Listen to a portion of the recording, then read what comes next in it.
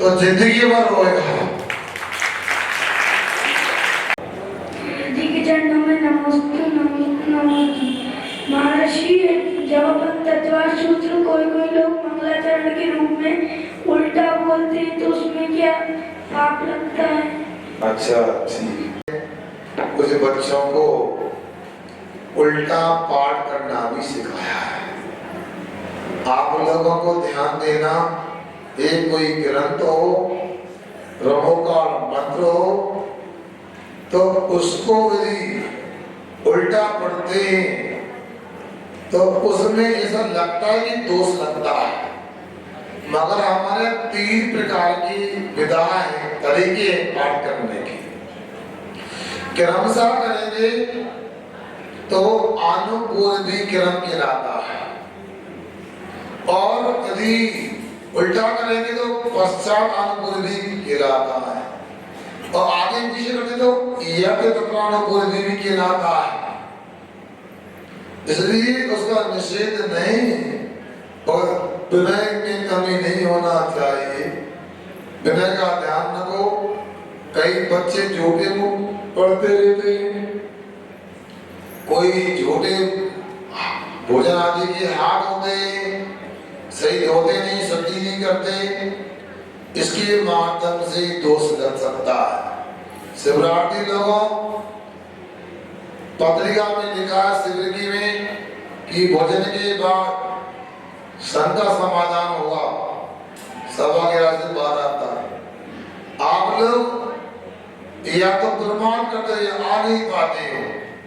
जब वाहन की व्यवस्था वाहन से भी आते हो तो आप लोगों को आकर के कुछ बातें ऐसी भी सीखना है यहाँ पर, तो रोजमर्रा के जीवन में वो आपको अच्छा बना सकती है और दोषों से बचाव कर सकती है। अभी आपको शुद्धि करना भी नहीं आता। लघु शंका जाते हैं, दीन शंका शुद्धि कैसे करते हैं, और ये सब बातें मैं माइक से और सबके बीच में नहीं बता सकता। पूर्व के शिविरों में शिवरात्रियों ने बताया, अकेले में बात होती है। आप समय को ऐसे ही खोते जा रहे हैं। ये सोना खाना तो घर में हो जाएगा, विधि से हो रहा है। समय का सही उपयोग करो। अभी भोजन करने का तरीका भी अपने पास नहीं है। वृद्ध लोग भी दोनों हाथ से रोटी तोड़ते हैं, दोनों हाथ झूठे कर लेते हैं, गिलास से पानी पीते हैं, उसी से कुल्ला कर लेते हैं। अब शुद्धि कैसे गिराए हाथों की, मुख की होना चाहिए। दाएं हाथ का उपयोग थाली में और गिलास में होना चाहिए। बाएं हाथ से न थाली छुओ, ना थाली की सामग्री छुओ, ना गिलास छुओ।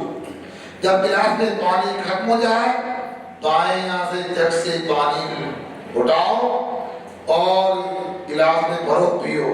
अंत में अपने को जग के पानी से हाथ धो करके कुल्ला करके भोजन का विसर्जन करके कैसे करना चाहिए। अब मैं 4 घंटा, 6 घंटा, 2 घंटा अन्न जल का त्याग करता हूँ, ये आपको ध्यान रखना चाहिए। इसलिए हम तो प्रयास करते हैं। ये शिविर तो 10 दिन का है, मेरा शिविर तो 12 महीना का चलता है। इसका नाम पाठशाला है। हर बच्चे को एक प्रशिक्षण देने के लिए हम बोलते हैं। अभी आपके शिविर के लिए संगोष्ठी यहाँ पर हुई, तो पाठशाला की बहनों को कहता हूँ कि पाठशाला में भोजन नहीं कराते, लोग नहीं देते। रवि आपको कक्षा लगाते हैं, how to eat, how to brush, कैसे खाएं और कैसे भोजन करें, ये आप लोगों को सीखना चाहिए। कभी समय होगा तो मैं आपको अलग से बताऊंगा कैसे भोजन करते हैं, कैसे शुद्धि करते हैं। बच्चे ने पूछा है, उल्टा पाठ करने से पाप तो नहीं लगता है? विधिवत करो तो पाप नहीं। मन में चलता है कि क्या समाधान चाहता हूँ। आप लोग केस उल्लंघन करते हैं, जो भी साधु संत है, तो मुझे ऐसा मतलब समझ आता है कि केस न कर सकने ठीक तो होता है, क्योंकि वो व्यक्ति की मृत्यु के बाद भी केसों से बढ़ते रहते हैं। केस भी बढ़ते हैं, नाखून भी बढ़ते हैं, उसमें जीवन। तो जो जैन मुनि जान के क्या अनजाने में भी किसी जीव को कष्ट देना नहीं चाहता। और एक बात सो आपके भी केस में कुछ अलग जी की हुई है, देख के अंदर मतलब वो बड़े आराम से बढ़ रहा है, देख के अंदर तकलीफ हो रही है। मतलब उन्हें नहीं तकलीफ हो रही, मुझे तकलीफ हो रही देख के कि यार ये क्या हो रहा है। बाकी समझ नहीं रहा कि जो जैन मुनि अनजाने में किसी का कष्ट नहीं देता, वो अपने आप को क्यों कष्ट ऐसा दे रहा है। और दूसरी चीज वो भी तो जीव है जिससे बढ़ रहा है, क्यों ऐसा मुझे समझ नहीं आया। मैं आपसे रास्ता चाह रहा हूँ, कोई समझ आए। इन्होंने जो प्रश्न रखा है, आपको मैं बताऊं, थोड़ा सा स्वाध्याय में उत्साह दिखाओ, रात्रि में पुष्प प्रार्थना चलती है, तो मैं आपसे कहता हूँ जीव का लक्षण क्या है और भूतगल का या अजीब का लक्षण क्या है, इसको समझना है। जिसमें चेतना होती है वो जीव होता है, और जिसमें चेतना नहीं है वो अजीब होता है। सुनो ध्यान से।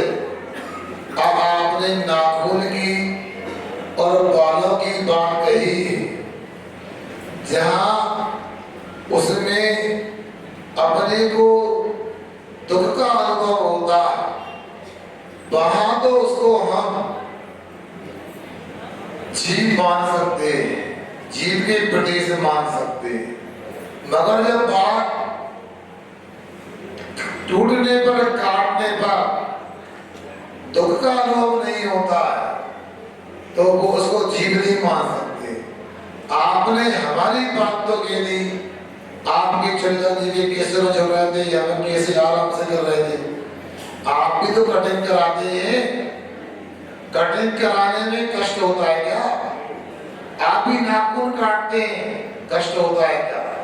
इसलिए नहीं, चमड़ी से ऊपर यदि बाल हो जाता है, चमड़ी से बाहर यदि नाखून हो जाता है, तो वो चेतना रहित होता है, उसमें आत्मा के प्रदेश नहीं होते हैं, इसलिए उसको हम जीव नहीं मान सकते। अपना अभ्यास होता है, ये तो निश्चित है केशव करने में कष्ट होता है, मगर ये साधु की बेरा की परीक्षा है। वो अभ्यास होने पर उसके दर्द में भी अंतर आता है, इतना मैं समझ सकता हूँ।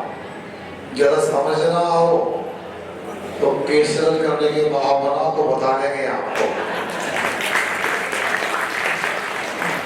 भैया